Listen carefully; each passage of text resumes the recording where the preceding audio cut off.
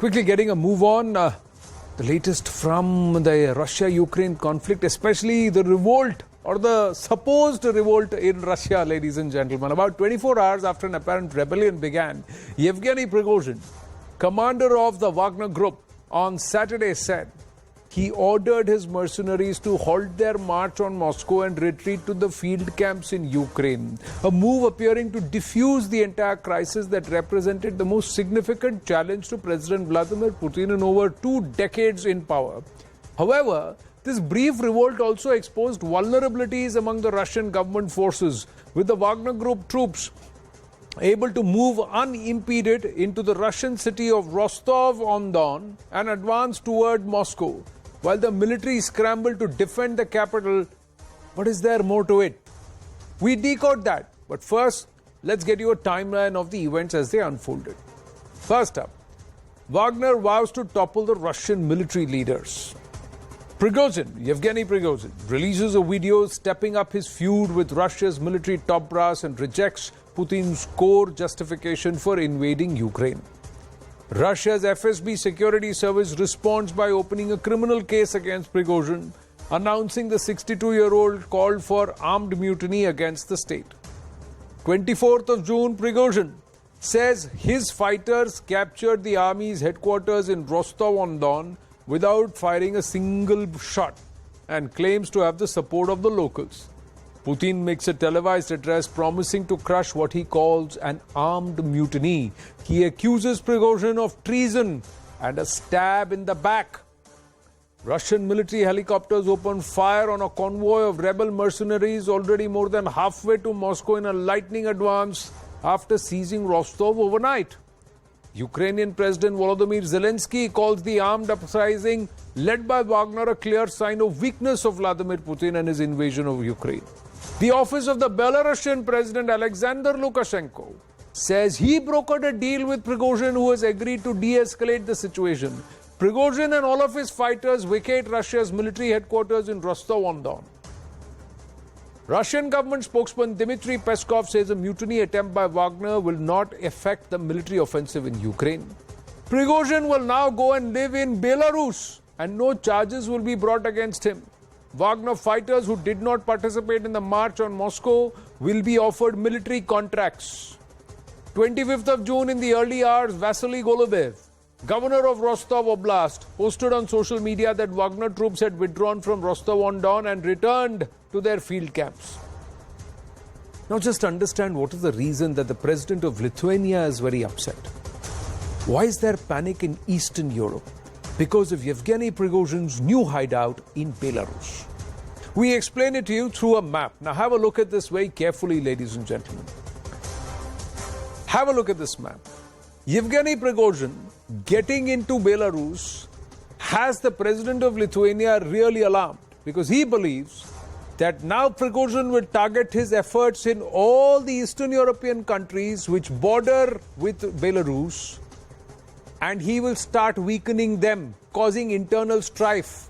It's a similar attempt like it was done in Donetsk and Luhansk in that entire strife with the Ukraine government. So Estonia, Latvia, Lithuania and Poland, 4 nations. And that's why he sent a warning across NATO. Hey, what are you doing? This is going to cause us trouble because Prigozhin will set up shop here. And the fact that Putin on a stage has called it an armed mutiny and said he stabbed me in the back gives Russia plausible deniability, saying we've got no truck with the Wagner Group anymore. Is this a larger play going on is another perspective. America was supposed to sanction the Wagner Group, but that sanction was also not imposed because they thought if they call for the sanctions, it was supposed to be announced on Tuesday, but they held back, saying that if we announce these sanctions or we say, then it will look like we are backing President Putin. So, is it a win-win for all? That's the big question. Let's go across to Sergei Strokin, political analyst and commentator. The Wagner Group is credited with some of the biggest gains for Russia and Ukraine. But Mr. Strokin, what actually went wrong? Is it a larger gameplay or something really went wrong? It's an open secret that Wagner boys were doing a great job and they were very effective and instrumental in the early months of the standoff with Ukraine. Specifically, largely to their credit, we were able to get control of strategically located city of Bakhmut. Sometimes it is called Artyomovsk. That's an important milestone of the whole Ukrainian campaign, and it should be credited mostly to Wagner boys. Then what went wrong? I think it's a mix or combination of factors. First, of course, the most important thing with the whole story is probably overblown ambitions of Yevgeny Prigozhin. In a situation when you find yourself a hero of Russia who is crushing Ukrainian forces, you at one point may feel that probably you are not occupying that important position that you deserve. Right. Second thing is that in his interviews before this coup, and this should be also mentioned, he gave several interviews in which he attacked. We've seen many jabs, open jabs on Russian Defense Minister Sergei Shoigu, criticizing him for what Prigozhin believed to be ineffective, leadership. He was also saying that Wagner Group was not supplied by ammunition and shells the way it needed. So it's quite difficult to say what went wrong with his relations with Defense Ministry, but he was outspoken, and he didn't scare to criticize Defense Ministry. And he, before this, so to say, coup, I call it bizarre coup, he gave several interviews which were widely discussed here, lashing out at top military commanders, right, which was very unpleasant surprise to all of us, which raised eyebrows. So everybody was asking why President Putin, who is commander-in-chief, is not stepping in. But anyway, this is the reality. So on one hand, we were surprised that he openly challenged Russian military in this attempt to get control of this strategically located city of Rostov. But at the same time, if we look at the situation in a broader context of his previous statements, we have to come to a conclusion that the situation was evolving this way. Because we've seen the conflict which was growing up, and there was no resolution for this conflict. So one day it should have come to a climax. And this weekend we've seen that climax. Well, it is interesting because earlier in the day we had reports that Vladimir Putin or President Putin was actually taking a meeting, and he was giving a dressing down to the defense minister and taking stock as to what went wrong. The arms and ammunition have all reached. The contracts have been renewed. We are given to understand. Sergei Stokan, just some updates coming through. The Spectator Index is now just flashing this as breaking news that Russia's foreign minister has said that the country's agencies are investigating whether Western special services were involved in the Wagner rebellion. But they're also saying that the Wagner Group will continue operations in Mali, the Central African Republic.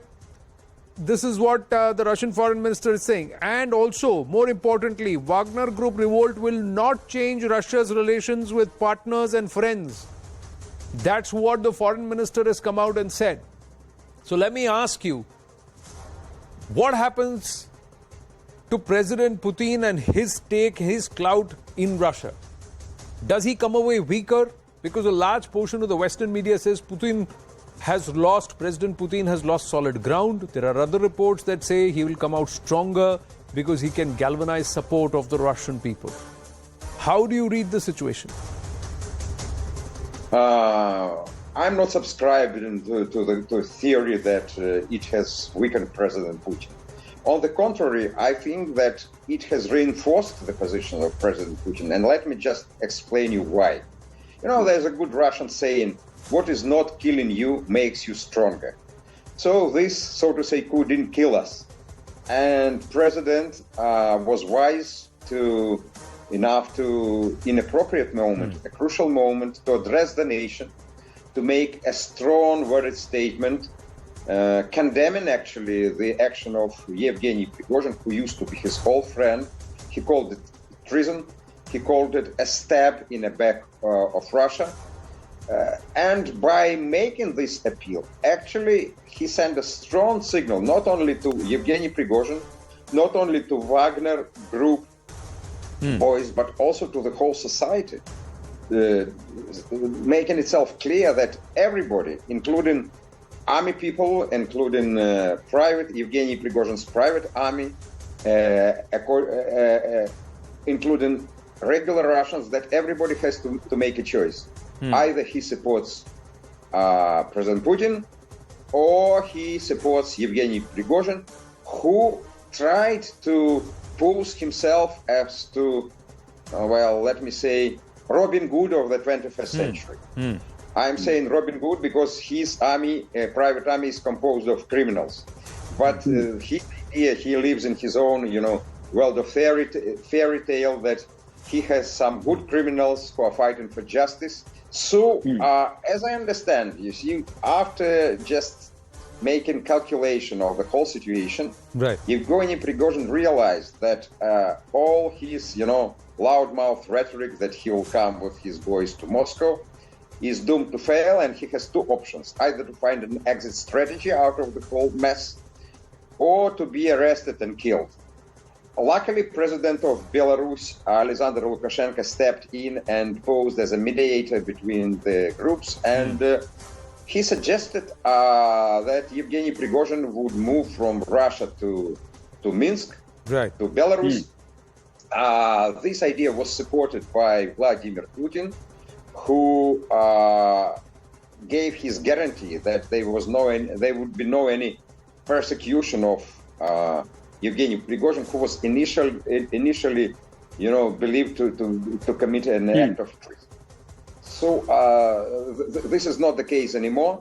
He would be allowed freely to go to Belarus. Probably he's already there. I don't know his whereabouts. But anyway, you see, we avoided that clashes. And as far as Wagner Group is concerned, in practical terms, they have already got the proposal from Defense Ministry to sign a contract with them, and to be part of Russia's regular army. So I personally think that most of the Wagner Group would join Russia's regular army. Those diehards who supported Prigozhin or who may not agree to the idea of surrender, probably they will be persecuted, but anyway, you see, we've passed this crash test successfully. That's a bad news for Ukraine, obviously, bad news for the West, which wanted Mother Russia to collapse, which wanted to see some civil war, and probably you've seen some interviews by Russian expats appearing on Western media channels talking about civil war. So I am telling you that there's no any civil war here. There's no any clashes. Wagner Group is already moving out of Rostov. I think already left Rostov and other cities, moving to its camp. It's all over. It's all over, or has it just begun? Sergei Strokin, for another day, we leave this conversation for now, but we will pick it up very soon, because Yevgeny Prigozhin's operations are not being curbed, just like we told you just now. Thank you so much. We're going to take a very, very short break.